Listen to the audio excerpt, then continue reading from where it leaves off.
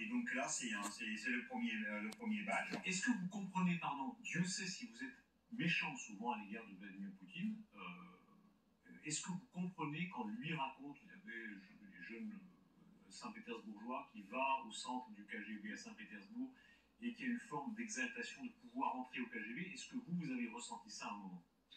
Tout à fait. Ça, on peut le comprendre parce que du temps de l'Union soviétique, la propagande était telle qui était très bien faite.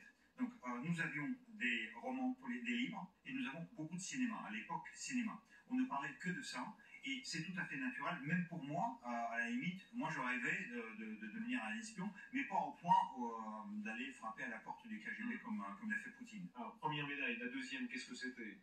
Donc après, c'est le badge de l'Institut Andropov. Quand j'ai terminé.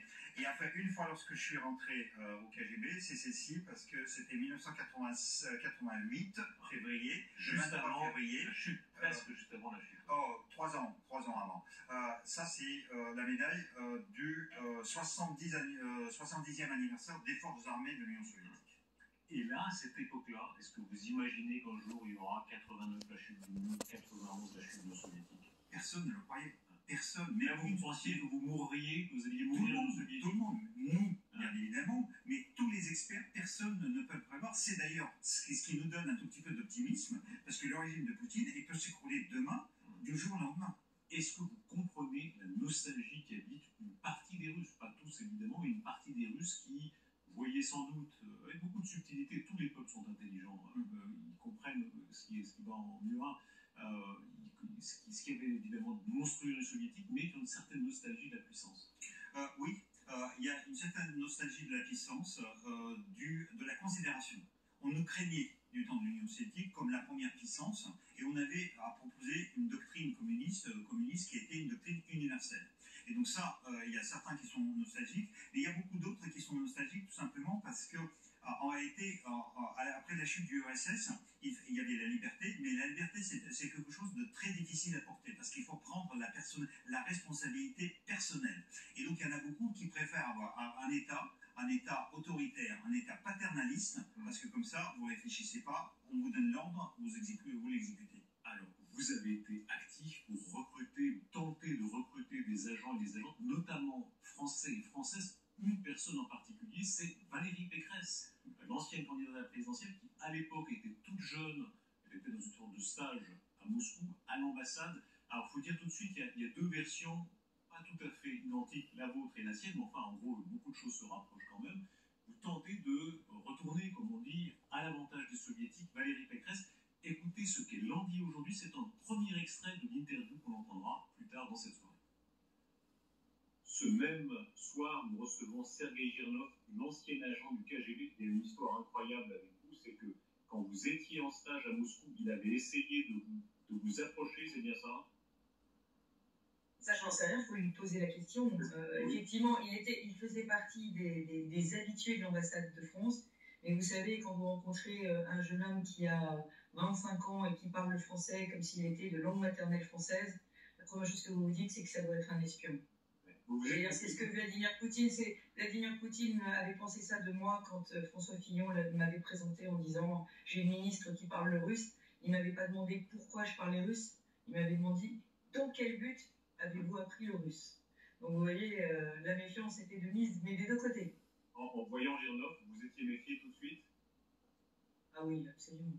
Absolument. Vous savez, autour de l'ambassade de France, à l'époque, c'était en pleine perestroïka, ne rôdaient que des gens qui avaient envie d'avoir des renseignements sur notre beau pays. Et ensuite, il est venu étudier en France. Mais...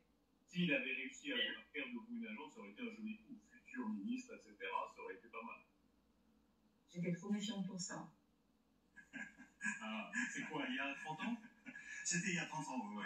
Et d'ailleurs, dans l'interview, elle dit « j'ai pas revu Sergueï Girnov il y a 30 ans ». Et il faut dire, vous avez tenté ensuite de renouer contact, elle a toujours refusé, n'est-ce pas? Non, pas du tout. On a échangé des emails quand elle était députée. Après, quand elle est devenue ministre en 2007 sous Sarkozy, je lui ai envoyé des félicitations.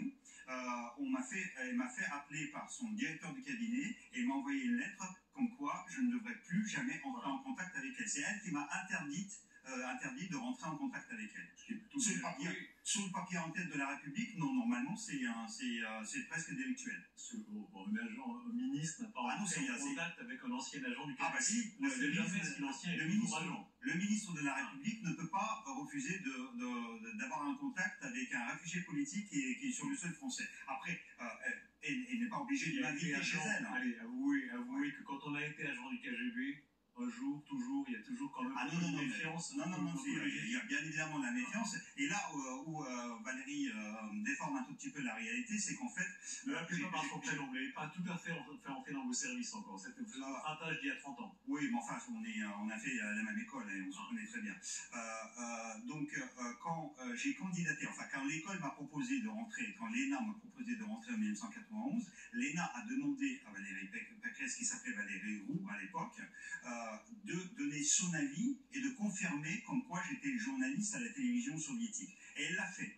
Maintenant, il dit qu'elle a compris tout de suite que j'étais du KGB. Si elle a compris que j'étais au KGB, pourquoi je suis après rentré à l'ENA? On lui reposera la question, effectivement, mais ce qui est révélateur, c'est à quel point vous étiez chargé d'infiltrer. Et évidemment, l'ENA, c'était une pépinière de talent. Parce qu'évidemment, alors il y a Valérie Pécresse qui est devenue ministre, mais il y a plein d'autres gens, et il aurait pu être plus si elle avait été élue, il y a plein d'autres gens que vous avez essayé comme ça d'approcher. Mais bien évidemment, mais ce qui nous intéressait, c'est même pas une question de talent.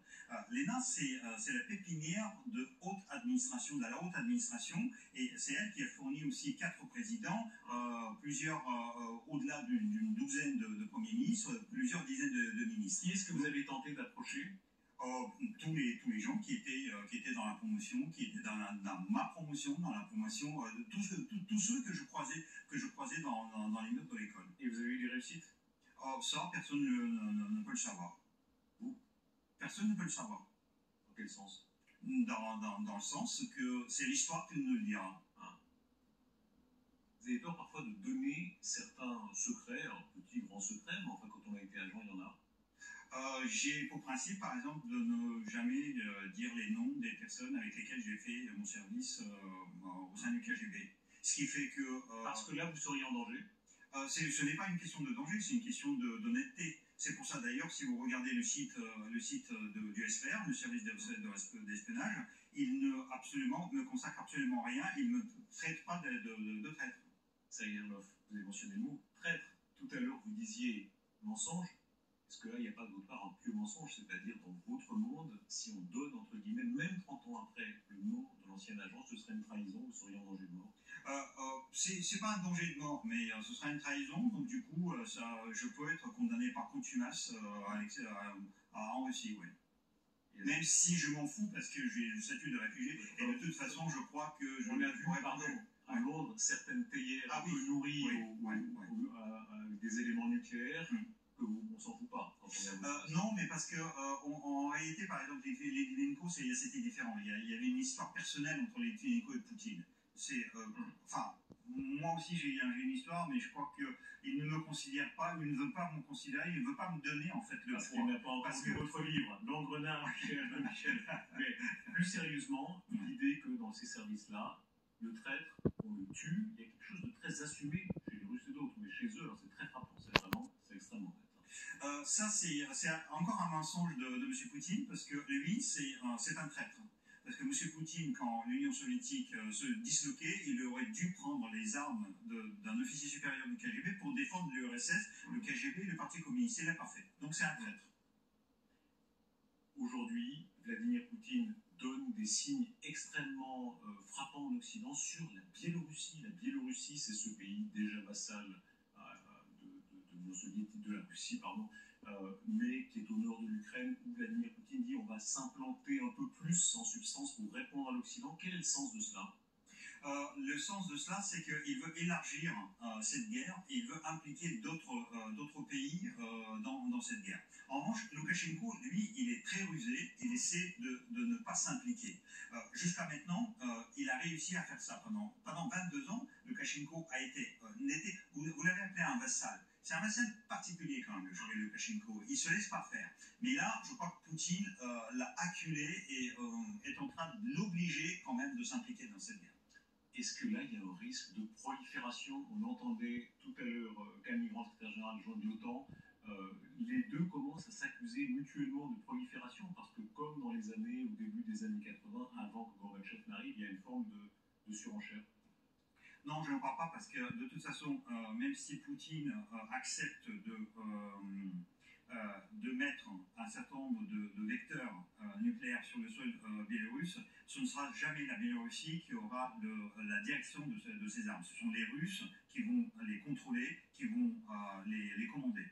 Mais il veut utiliser le sol pour impliquer Loukachenko. Mais Loukachenko ne veut pas s'impliquer dans la guerre parce que, par exemple, il ne veut pas envoyer l'armée en Ukraine parce que son armée, c'est juste 30 000 hommes. Et si jamais il y a des pertes, il n'y aura personne pour le défendre. Et Loukachenko est très contesté à l'intérieur de ce pays. Il risque après une révolution chez lui. Parce que les Biélorusses, ils peuvent faire une révolution contrairement aux Russes. Sergei Girnov, nous recevons et nous continuons la discussion le professeur Dominique Moïsi, spécialiste de géopolitique.